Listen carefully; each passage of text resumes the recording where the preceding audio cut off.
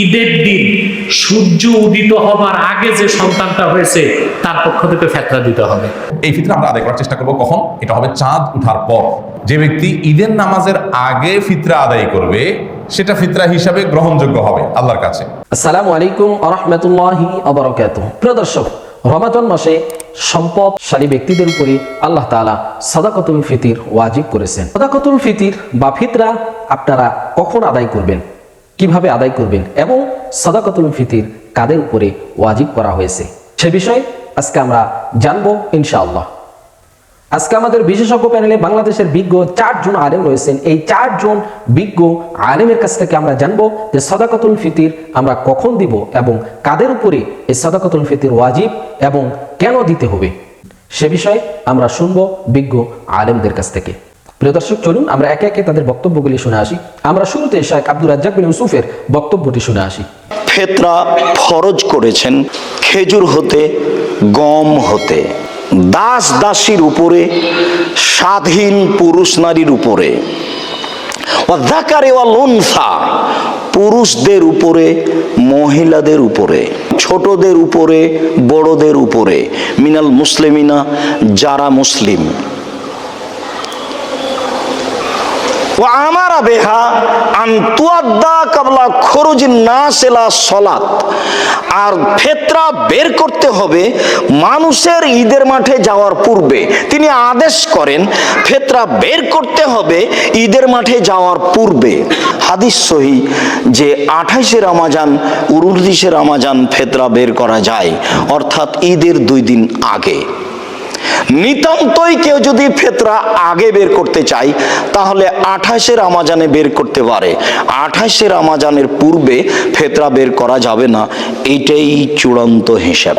রাসূল সাল্লাল্লাহু আলাইহি সাল্লাম যেদিন জোরালো ভাবে আদেশ করেছেন সেই দিন হলো ঈদের মাঠে যাওয়ার পূর্বে।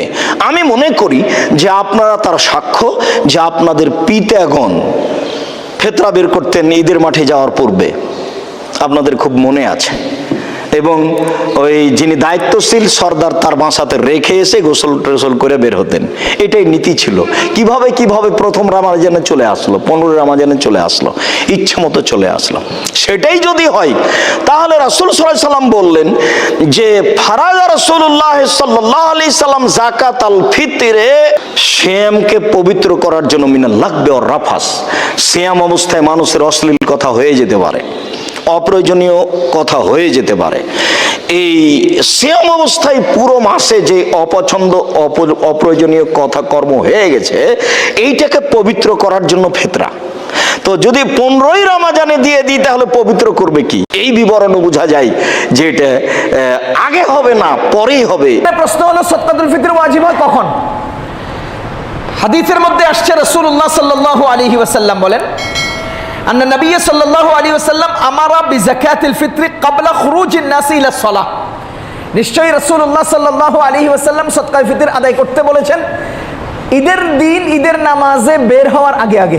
সুতরাং এই হাদিসের ভিত্তিতে আইম্মে আহনাফ এবং মাযহাবে মালিকি মাযহাবের ইমামগণ তারা বলেছেন সাদকায়ে ফিতর ওয়াজিব হয় ফজর তুলু হওয়ার সাথে সাথে। ফজর তুলু মানে রোজার ঈদের দিন সাহরির টাইম শেষ হয়ে ফজরের টাইম যে মুহূর্তে শুরু হয় ঠিক ওই মুহূর্তটার মধ্যেই এই লোকদের উপরে সাদকায়ে ফিতর ওয়াজিব হয়। কোনো ব্যক্তি যদি ওই মুহূর্তটা অতিক্রম করার কিছুক্ষণ পরে জন্মগ্রহণ করে তার উপরে ওয়াজিব হবে না, অথবা ওই মুহূর্তটা অতিক্রমের কিছুক্ষণ পরে যদি মারা যায় তাহলেও তার উপরে কিন্তু দায়িত্বটা রয়ে গেছে। কেন? যেই মুহূর্তটায় ওয়াজিব হয়েছিল ঠিক সেই মুহূর্তটা সে বিদ্যমান ছিল। কেন? এটার উপরে লম্বা আলোচনা। কিছু কিছু আইম্মায়ে কেরাম ফুকাহায়ে কেরাম বলেন শাওয়ালের চাঁদ উদিত হওয়ার সাথে সাথে সাদকায়ে ফিতর ওয়াজিব হয়। রমজান মাসের শেষ দিন ইফতারি করব, সূর্য ডুবে গেছে, এমন এই মুহূর্তে সাদকায়ে ফিতর ওয়াজিব হয়ে গেছে। কিন্তু আমাদের আইম্মায়ে কেরাম, আমাদের ফিকহি ইমামগণ বলেন না, ফজর তুলু হওয়ার, ঈদের দিনে ফজর তুলু হওয়ার মুহূর্তে তোমার উপরে সাদকা ওয়াজিব হয়েছে। এর কারণ কি? এর কারণ হলো সাদকায়ে ফিতর হলো রোজা ভঙ্গের তথা রোজা শেষ করে রোজা ভঙ্গের মুহূর্তের সাদকা, বুঝিয়েন। সুতরাং সাদকায়ে ফিতর ওয়াজিব হচ্ছে কখন? রোজার ঈদের দিন ফজর তুলু হওয়ার তথা ফজরের টাইম শুরু হওয়ার মুহূর্তে তো সদকায়ে ফিতর আদায় করব কখন? সদকায়ে ফিতর আদায়ের হুকুম আমাদের নবীজি করেছেন ক্বাবলা খুরুজিন নাস ইলাল মুসাল্লা ইলাস সালাহ, ঈদের নামাজে যাওয়ার আগে আগেই তোমরা সদকায়ে ফিতর আদায় করে দাও। এক হাদিসের মধ্যে এমনও আসছে, যদি কোনো ব্যক্তি ঈদের নামাজে যাওয়ার আগে আগে সদকায়ে ফিতর আদায় করে তবে সে স্বতন্ত্র সদকায়ে ফিতরের সওয়াব পাবে। আর যদি ঈদের নামাজে যাওয়ার আগে আদায় না করে বিলম্ব করে তো সে আর সদকায়ে ফিতরের ওই পর্যায়ের সওয়াব পাবে না। সারা বছর যেভাবে নফল সদকা করে এটাও ওই নফল সদকার অন্তর্ভুক্ত হয়ে সে পর্যায়ের সওয়াব পাবে, স্বতন্ত্র আলাদা বৈশিষ্ট্যের সওয়াব সে পাবে না। যাদের উপরই যাকাত ফরজ হয়েছে সবার উপর ফিতরাও ওয়াজিব। তার পক্ষ থেকে তার স্ত্রী, তার সন্তান, এমনকি ঈদের দিন সূর্য উদিত হবার আগে যে সন্তানটা হয়েছে তার পক্ষ থেকে ফিতরা দিতে হবে। আপনি খেজুর যদি ধরেন, কিসমিস ধরেন, তো এক একজনের ফিতরা আসবে 2500 3000 টাকা। ও তো পারবেন না আপনারা। তা আল্লাহ যেহেতু সুযোগ রেখেছেন, বাংলাদেশে গম ধরা হয়, গম 15 গমের যে দাম, প্রত্যেক ব্যক্তির পক্ষ থেকে তত টাকা ফিতরা হবে, গরিবকে দিয়ে দিতে হবে। তো এখন 15 গমের আর দাম কত? 70 টাকার কিছু বেশি। আপনি মোটামুটি ফিগার ধরে 100 টাকা করে ধরে নেবেন। সেই হিসেবে আপনার ফ্যামিলিতে সদস্য যত আছে, বাড়িতে যদি চাকর নকর থাকে তাদের পক্ষ থেকে আপনাকে দিতে হবে।